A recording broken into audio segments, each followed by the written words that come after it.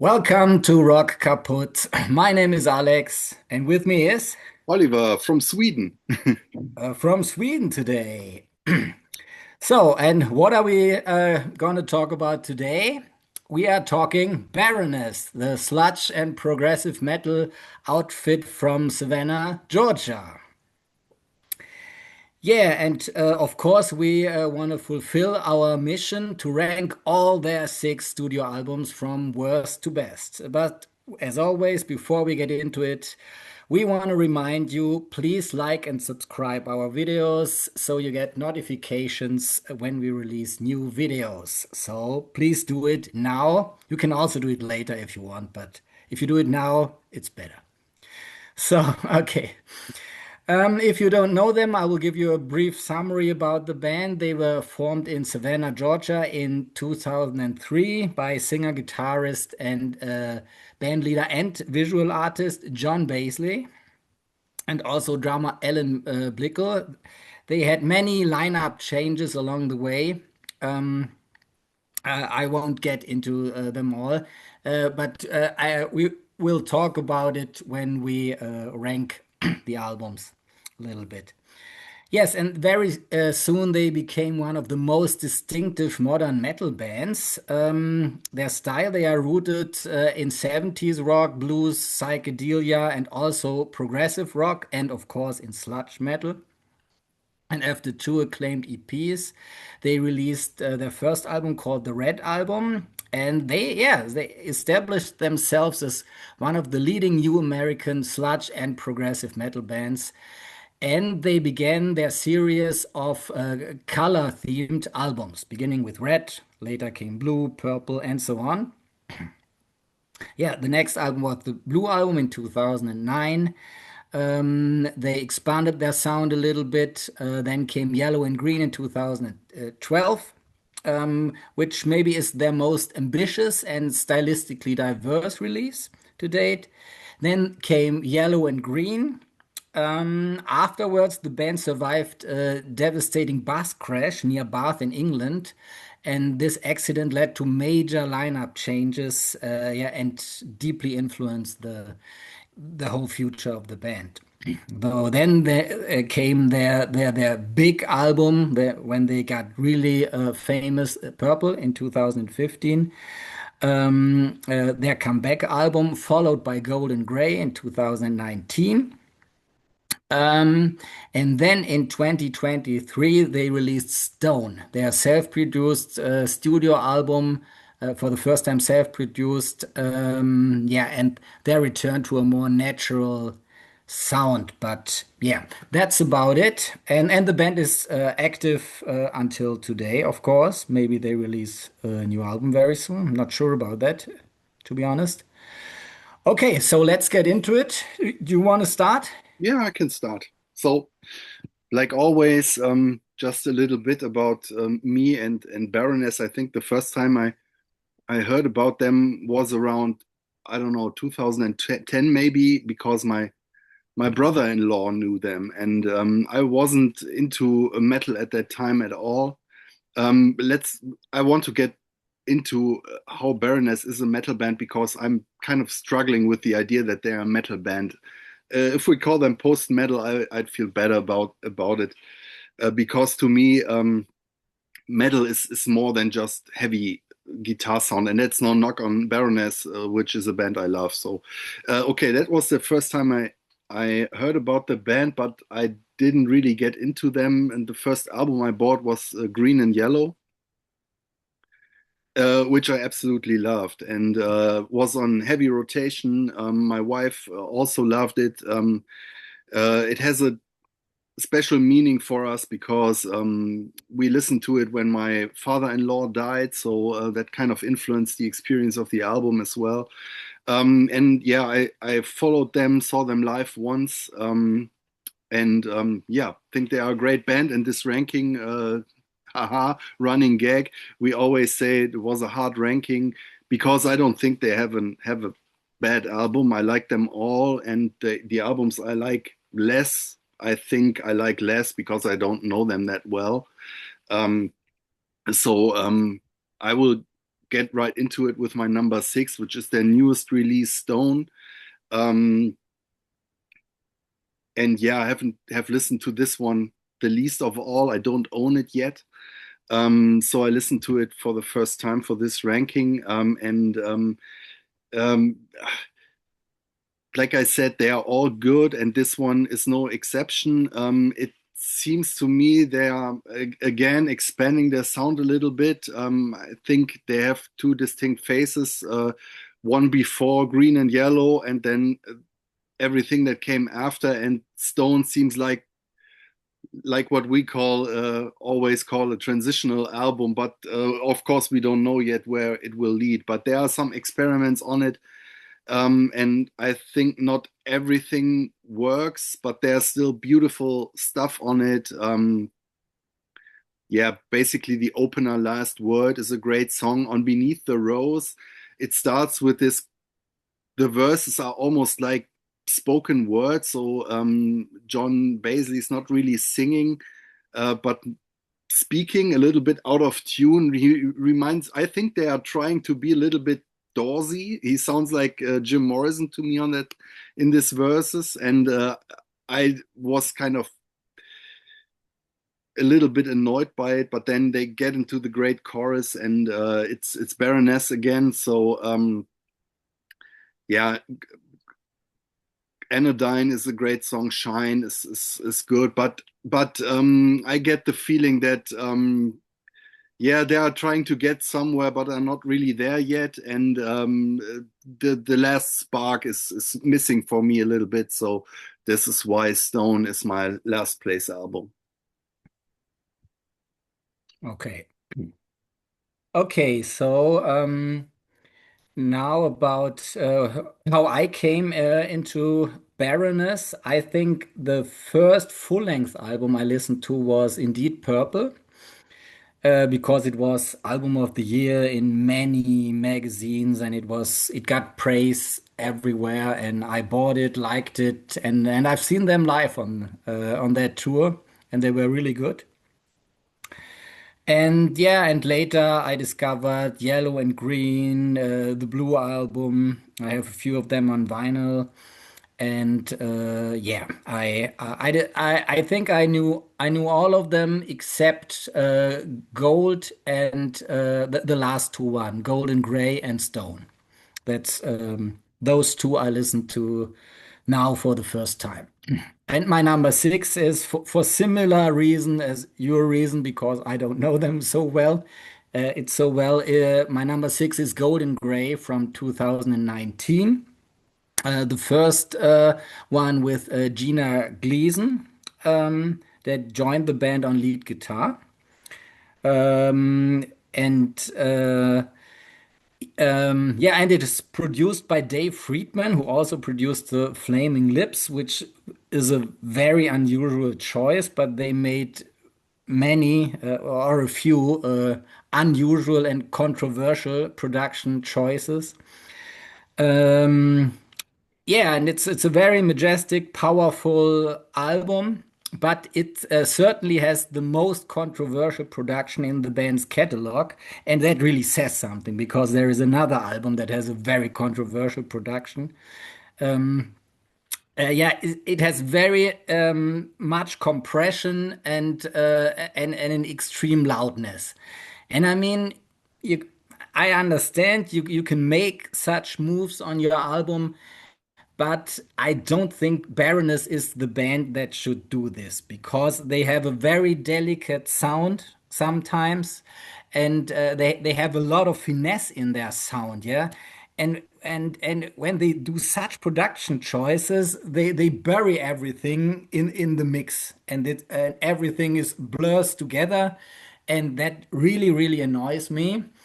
And yeah, I'm a little bit sorry that I don't talk about the music, but this really makes the listening experience not very nice. So when you always have to think, oh yeah, maybe there is something inside, very nice little guitar arpeggios. Yeah, I can almost hear them.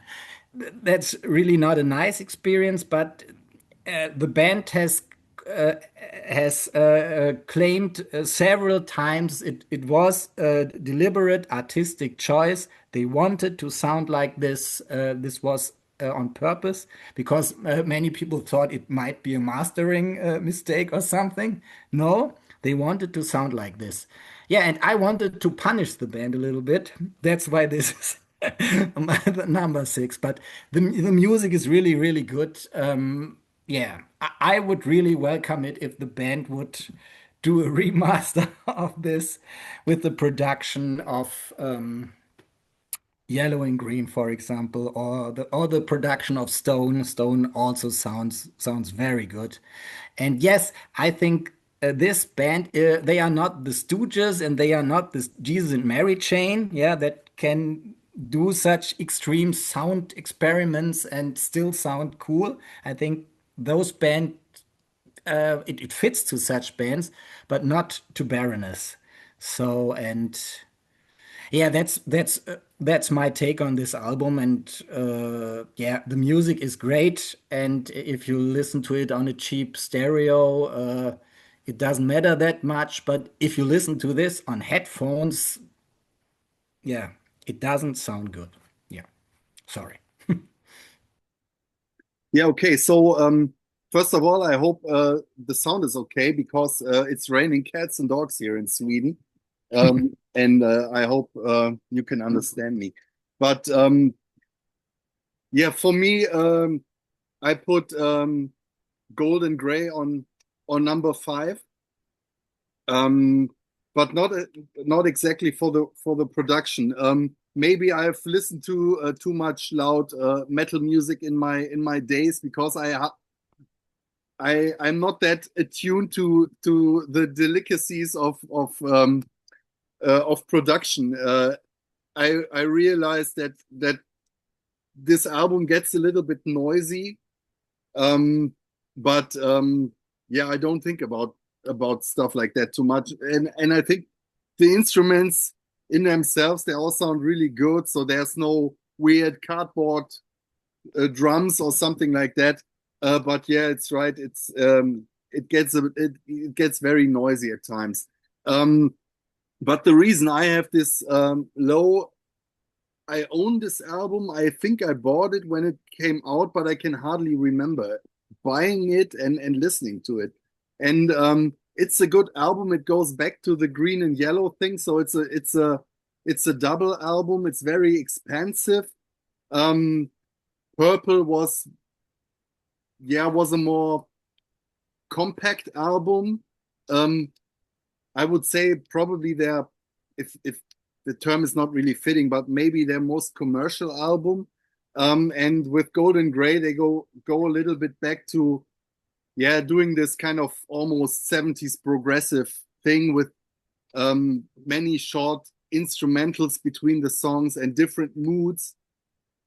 But to me, the songs aren't really there, and all these tiny little instrumentals and interludes they kind of break up the flow for me. So while there are great songs on this album, it starts really great. Front Toward Enemy is a great song. I'm Already Gone is great. Seasons is wonderful. Then it starts with Sevens, which is this instrumental, and then Tourniquet uh, is okay. Not that memorable. Another instrumental, Anchor's Lament, Throw Me an Anchor. After that, the songs kind of. I I have problems remembering them. Emmet is this very delicate. Yeah, I would say it's almost like a ballad. But to me, it's a little bit front loaded and it kind of loses its way in the end. So that's the reason why I have it lower. Okay, cool. So my number five is Stone from 2023. Yeah, the second one with Gina Gleason, and yeah, I mentioned it before. It's self-produced and not by Dave Friedman, which was a good decision. And It is mixed with a much more natural, dynamic sound, and it's kind of a sonic course correction after Purple and Golden Gray that both don't sound very good, in my opinion. And this new one is really a very, very good album. I think when I listen to it more, I will admire it even more.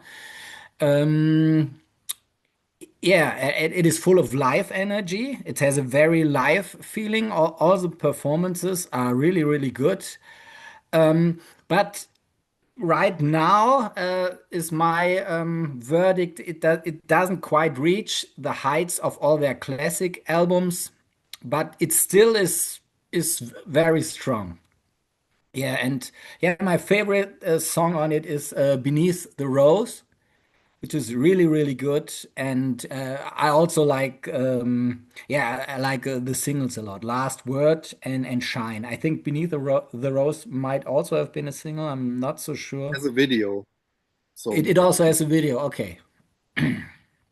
So it's a really very, very good album, and I will continue to discover it more. do My you number five. agree with my Jim Morrison comparison? Yes, yes. Now that you say it, yeah, I would agree. Don't disagree on a YouTube video, right? So no, it's okay. Okay, so after these two, for me, it becomes pretty hard because now I know these albums and I think they are all great, but they are different.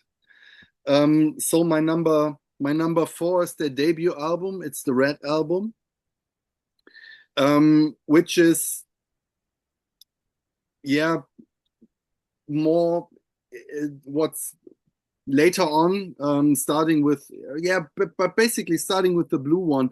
They have these somber, ballady, melodic stuff on the albums, and this one is pretty straight rocking. So it's probably the heaviest album, and I like that. And the songs are all great, but they are really into this concept album thing. So it's hard to pick out single songs from it. I mean, these songs, they all work as songs, but it's really an album that you need to listen in one go, I think. So it doesn't make that much sense to pick out one song.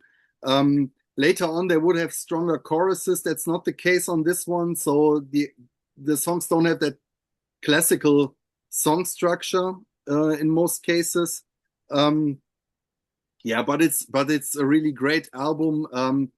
Um, Starts off with the banger Race on Pinion and The Birthing are both great. Isaac, Wailing Wintry Wind is the first one where it gets a little bit more melodic. Then Cockroach on Floor is this interlude. Wanderlust is another beautiful song.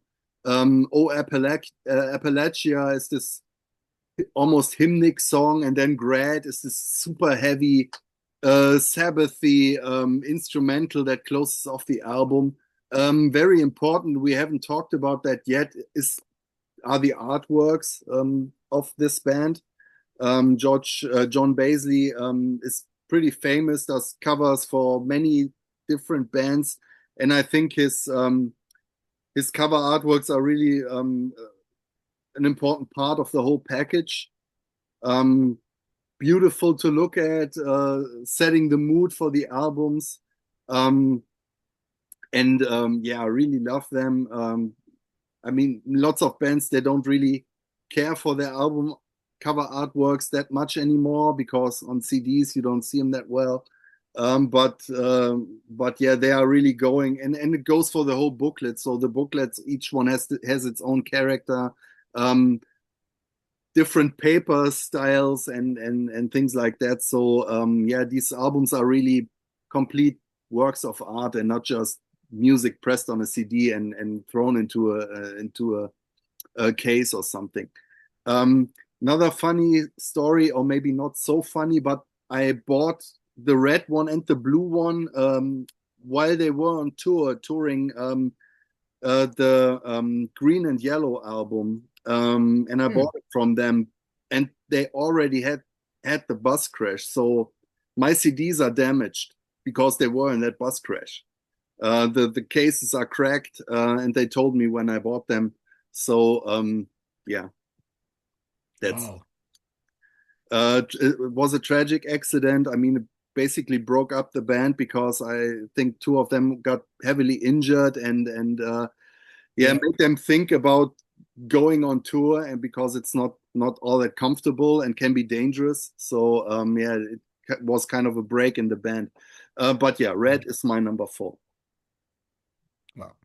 I think actually three of them. John Baisley was also Yeah, okay. heavily injured, but maybe not as injured as the other two. Yeah. So, but still, I think the bus fell 8 or 9 meters down.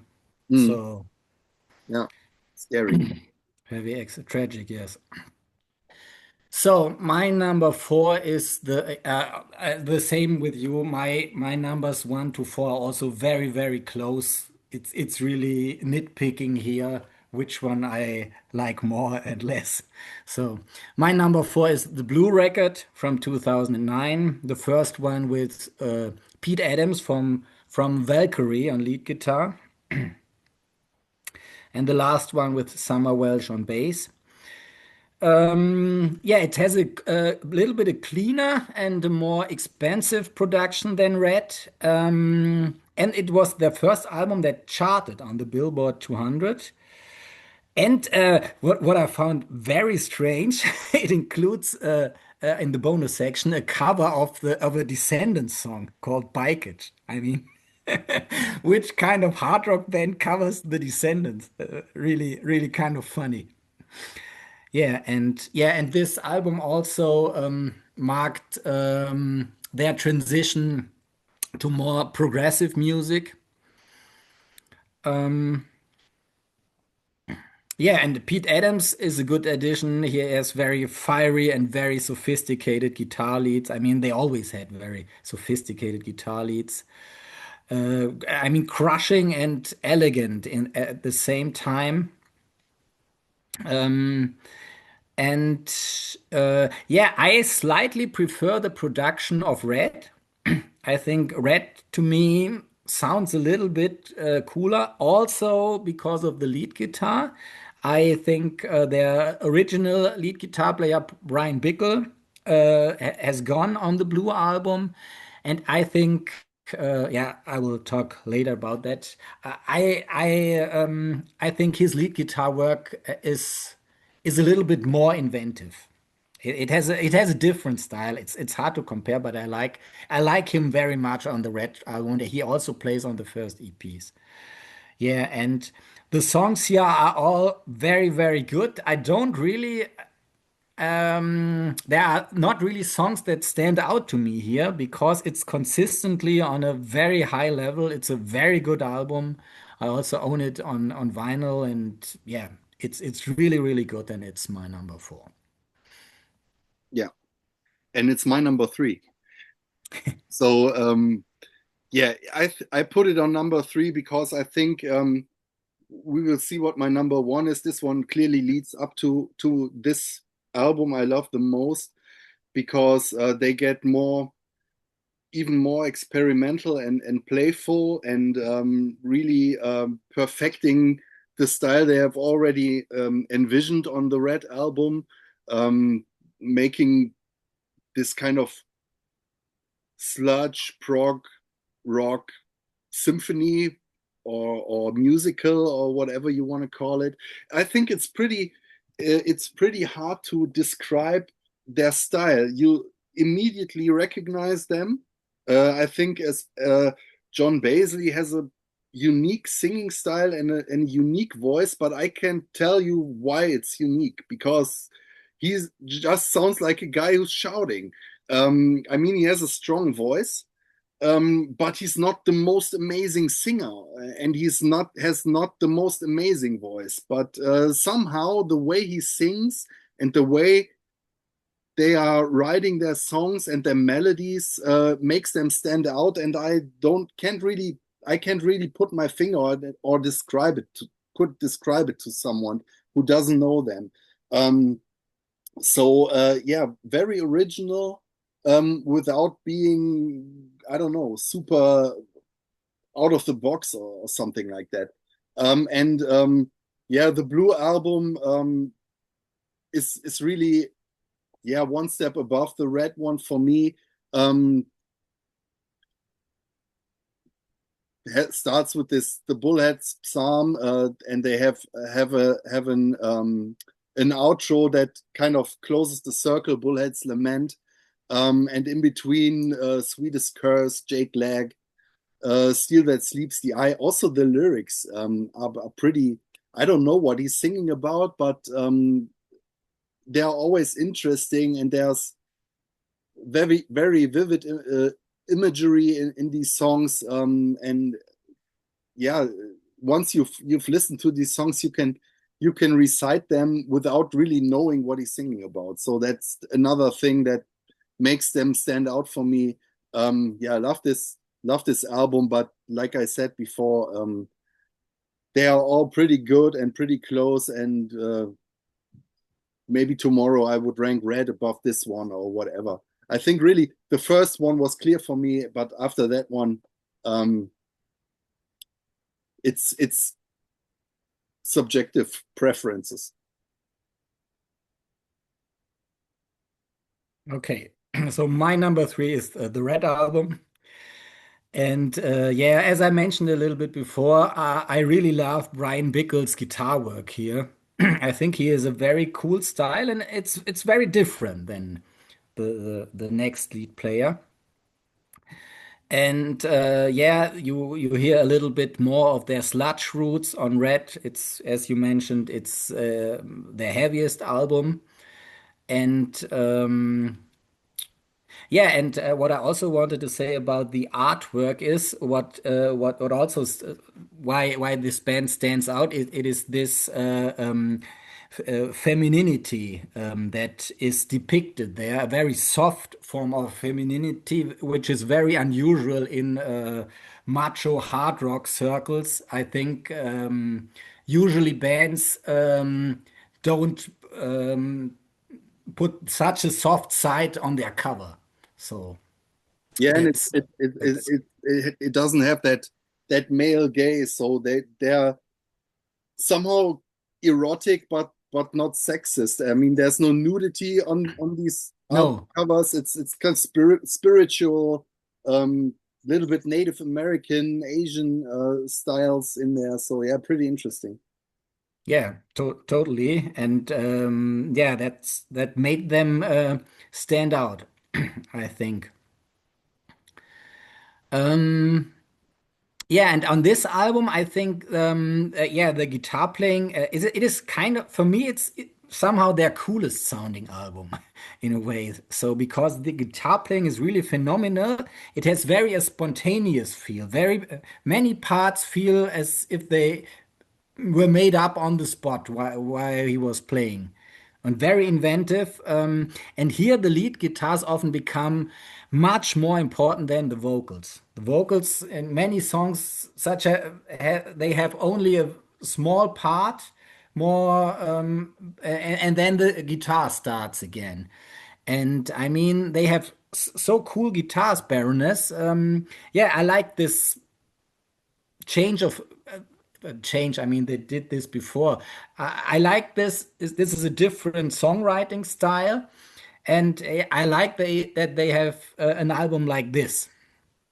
And yeah, I like the production, and yeah, many great songs like Isaac, O Apalakia, and also Wanderlust. It has very playful leads, heavy riffing, and really unexpected turns. Race on the Pinion is a great song, and also The Birthing. And yeah, the vocals here are not as good and as nuanced as they would later become. I think John is progressing as a singer very much, and he gets much more expressive. I think also on the Blue album he has a kind of a very shouty style. And I mean, nothing bad about it, but on later albums, he's very he would have a different singing approach on almost every song, so you get a lot of variability then. So yeah, and yeah, Red is a very cool album and my number three. Okay, so my number two is Purple. And it was kind of a surprise for me because it during this exercise it kept climbing to the top of the charts because it was another album that I didn't have a real clear memory of. Hadn't listened to it in a while, so and I didn't remember how I liked it or any songs of it. And that's always a bad sign usually. But then I got back into it and listening to it over and over again, and I realized how many great songs are on this album. And I think it's in sound and in style, it's pretty similar to Green and Yellow. But it's like I said before, it's a bit more compact, not that sprawling and expensive. So that's why I said it's probably their most commercials, and it has this earwormy quality. I mean, um, Baroness, without being commercial or writing pop songs, they have a really good knack for hooky melodies and yeah, melody lines that keep getting stuck in your head. So, and this is probably the strongest one in that regard for me. So many great songs, Morning Star. I love Shock Me, and not only because they borrowed the title from a Kiss song, an Ace Frehley song. Try to Disappear is beautiful. I also like the instrumental fugue. That's also great. Chlorine and Wine is a great song. Yeah, front to back. Um, there's basically banger after banger on this one. Really a great album. So it came in on number two for me. Okay, yeah, it is my number two as well. And it is their first album after the bus crash, and the whole rhythm section left the band, and only John Basley and guitar player Pete Adams are on it from the last lineup.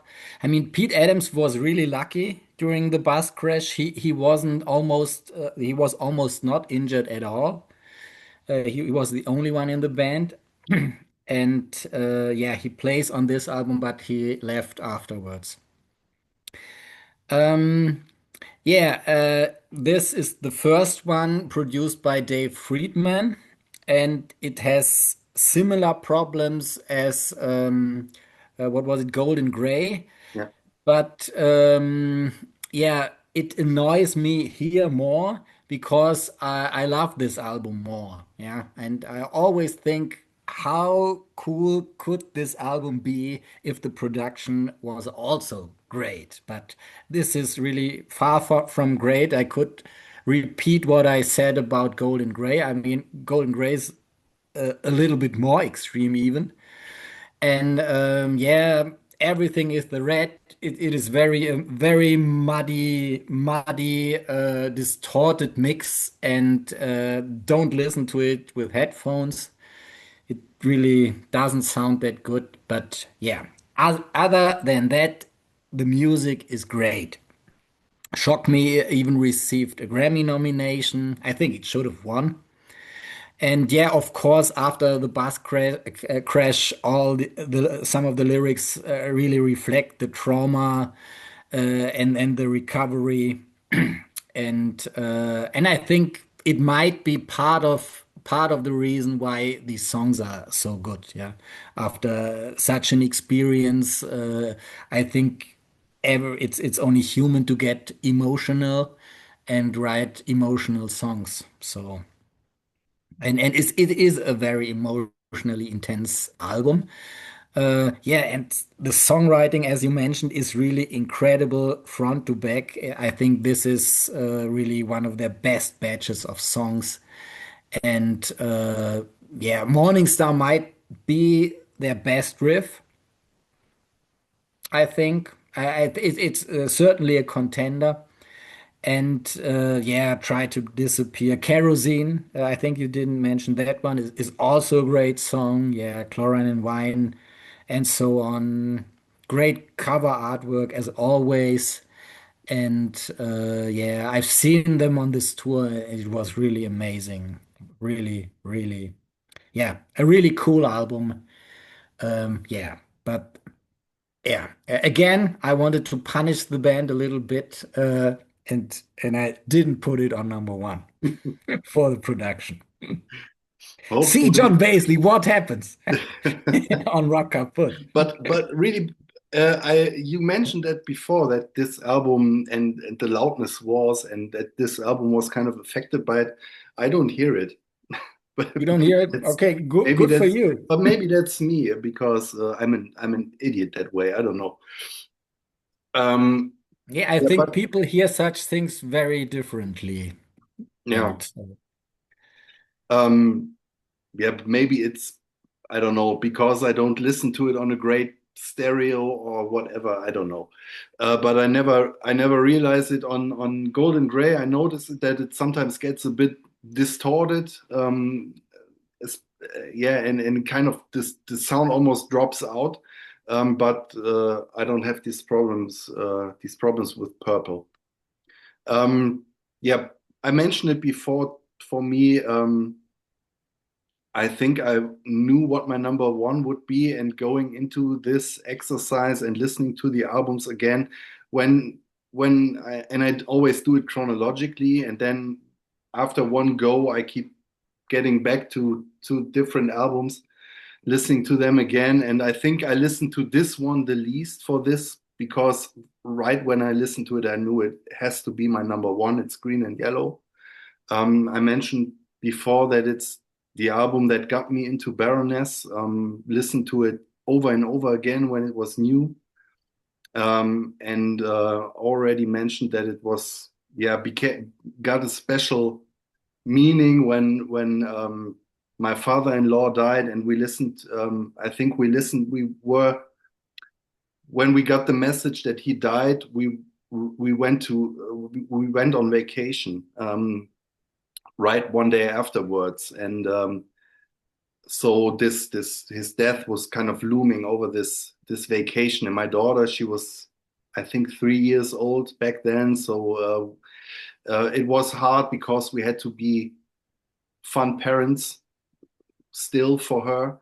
Um, and when we drove back, we knew we were going back to the funeral, and on the way there, we listened to this album, and so it's always kind of inseparable, has become inseparable for me from this experience, and somehow from my father-in-law, whom I loved very much and miss him dearly.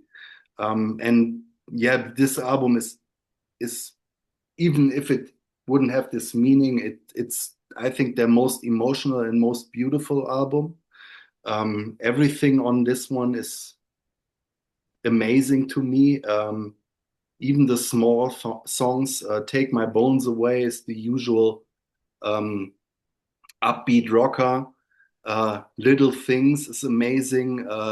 Twinkler absolutely destroys me whenever it comes on. Cocainium is this very atmospheric song that I love. Back Where I Belong. Everything, like I said, Eula, also great. Board Up the House, Mountains. Fool Song is another one of those mellow melodic tracks, and the melodies on this album are out of this world for me. Um, the lyrics, I mentioned them before, very poetic and poignant, and yeah, John Baisley comes up with so many turns of phrase that keep stuck in your head after you listen to them once, even if you don't really know what he wants to say with them. And this is I think that for some people this was kind of a disappointment. I mean, it got good reviews when it came out, but then afterwards, I know that some people said, "Yeah, maybe we have overrated this one," and I don't see it at all. To me, for me, it's the absolute peak. It's the sound I love most, where everything comes together, um, and everything that came afterwards, while still good, seems this is the ceiling. So they never reached that peak again, coming close, but it always seemed a little bit like a rehash, but they never recaptured it. Their sound they stayed similar to that one. So they have these hard rockers, the somber atmospheric instrumentals and more melodic tunes in between. Um, but here it really gels, and I can listen to this one front to back, and to me it's one album. It's not two. I mean, it's basically two single albums, so it's green and yellow. But and they're pretty distinct, so there's differences between them. But for me, it's one thing that I can listen to in one sitting and never get bored with it. So for me, it's their masterpiece, one of the greatest rock albums of the past, I don't know, 25 years. So that's my number one. Wow. Yeah. I'm really totally surprised that we have the same number one. I did not expect this at all. It is, yeah, it is also my number one for similar reason. I mean, I did not have to experience the death during this time, but still, I listened to this in difficult times for me. So, and yeah, this was album was recorded as a trio after Summer Welch left. John Basley played the guitar parts and all the bass parts, so that was also quite unusual. And yeah, Matt Maggioni joined the band on bass only for the tour. He wasn't on this album. Yeah. Yeah, it is produced by John Congleton, and it is really a great production. This is how Baroness should sound. But I don't want to say I picked this because of the production. I picked this because of the music, of course. But the production is also important. Yeah, and it has the broadest sonic palette of all their albums across folk, psychedelia, and also alternative rock. And Baisley uses often clean, not his usual aggressive vocals. And when he's singing clean and very emotional, I think this might be the key, the reason why this album works so well, because his clean emotional singing without any effects, without supported by a distorted guitar. Sometimes such music can affect you more than a distorted guitar. I mean, just like a band like REM. Yeah. Um, yeah, and only weeks after the release of this album, the band survived the devastating bus crash. So it was only shortly after this album was released. Yeah, and yeah, this is their most adventurous album, and also, yeah, it's kind of for me, it's the perfect balance of heaviness, melody, and also what we said before, this vulnerability that many hard rock bands or metal bands don't have. And but yeah, I think most great bands have this vulnerability. They have both sides. They have a wide range of emotions, and Baroness has them as well.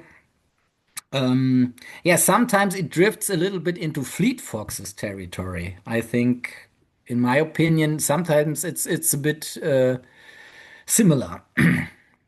Yeah. I'm not familiar Mm. with the Fleet Foxes, so I can't speak Ah, to it. okay. But I would say Yeah. it's probably their most 70s prog rock sounding. maybe with Blue, but Yes. Yes, yes, I agree. Yeah. Yeah, and they really show their fragile side here, big time. yeah, More than on other albums, I would say. And it's the biggest leap they made from Blue to yeah, that one. Yeah, yeah, and yeah, the songs here, yeah, are excellent. Cocainium, I like a lot. I like Little Things, yeah, Mountains. It's a beautiful ballad, very simple, but really a great simple melody. Or Collapse or Take My Bones Away. It was also a single. I mean, it's more alternative rock than what they did before, but the songwriting is really stellar. yeah, And yeah, very melancholy.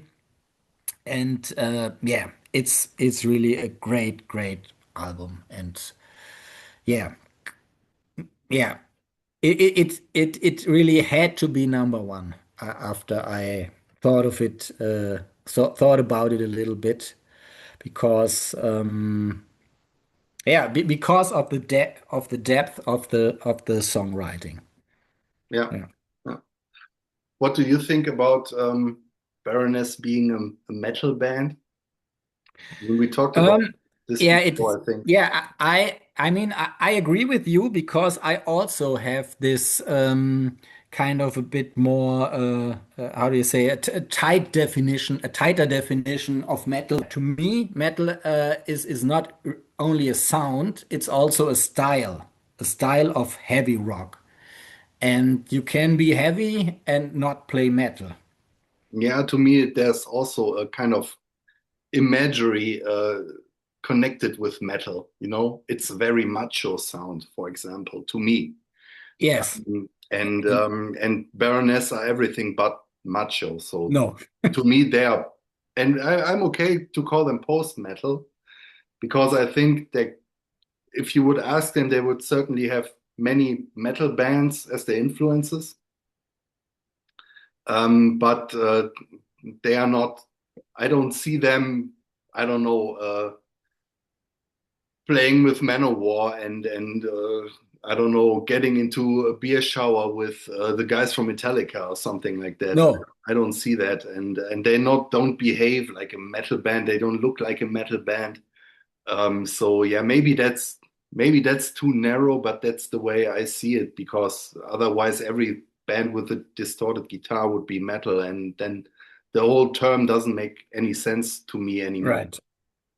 Yeah. Right. Yeah, I agree about that. So yeah, but what would you call them? Progressive rock? Or I think they have elements of progressive rock in them, but I don't really know. I think post metal is a good term for them Mhm.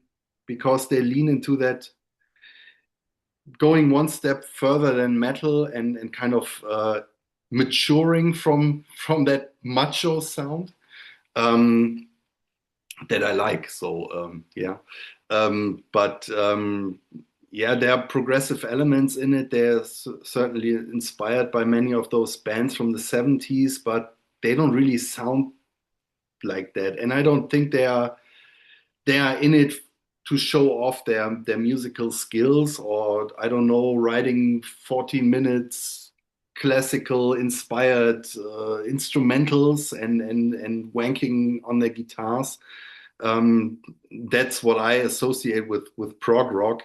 Um, although I like many bands from that scene, but yeah, it's always this kind of going over the top with showing off your skills and stretching your songs out. And I don't know. I think Baroness are in the end they are songwriters, so they are always writing melodies and songs that kind of affect you. So Mm. in that way, they are not a progressive rock band for me. But it's Okay, certainly but still, more progressive than Lucifer or whatever. Yes. Certainly, yes, yes, yes, yeah. But they are sometimes they have really complicated Yeah, guitar patterns and also drum patterns. I mean, their current drummer is really, really good. I think he's yeah, a jazz drummer. yeah. But it never sounds to me. It never sounds that way. It always it's never stressful to listen to them, or I have to listen to that part like 400 Yeah, times before I understand it. Because in the end, there's always a hook line and a melody, and yeah, sometimes something that affects you emotionally, and not just wow, how great they are, yeah, or something like yeah. that. It's never technicality for the sake of Yeah, technicality. Yeah, exactly. Yeah. that's I agree. Yeah, not like Dream Theater, right?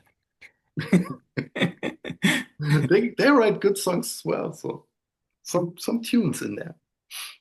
Okay, maybe I should give them another listen. Okay, let's wrap it up. Yeah, let's wrap it up. So, what do you think about Baroness? What is their best album? Do you like our take? Are we wrong? Or are we right? And what are their best songs? Tell us in the comments. We're really curious and we will read them. So, then goodbye and see you hopefully in our next video on Rock Kaput. So, goodbye. Bye bye. Subscribe. Yes.